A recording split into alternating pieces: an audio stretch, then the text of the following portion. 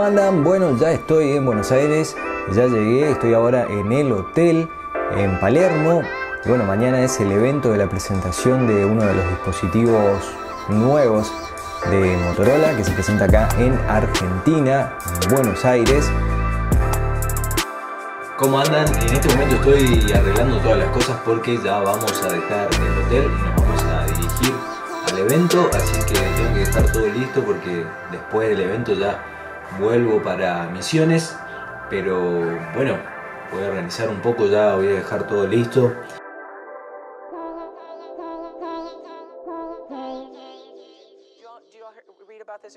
That you used to go up on Mulholland Drive and park every night and visualize seeing yourself as. Yeah, I would visualize. I would visualize.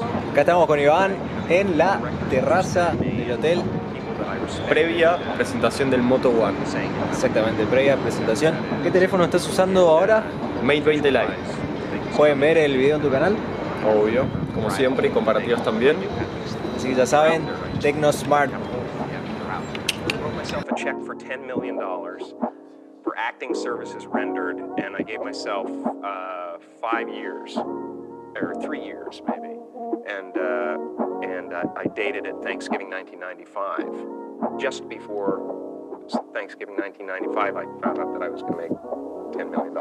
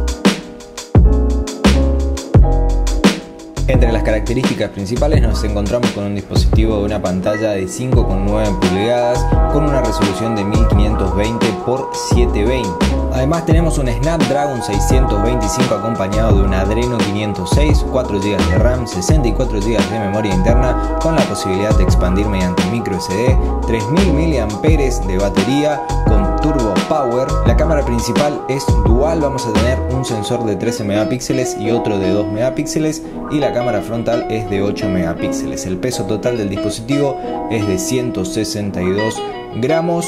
Actualmente cuenta con Android Oreo, pero va a actualizar, va a ser uno de los primeros dispositivos en actualizar al Android 9.1 y su precio es de 19.999 pesos argentinos. Y desde ya queremos agradecer a Motorola Argentina que nos invitó a participar de este evento, así que muchísimas gracias.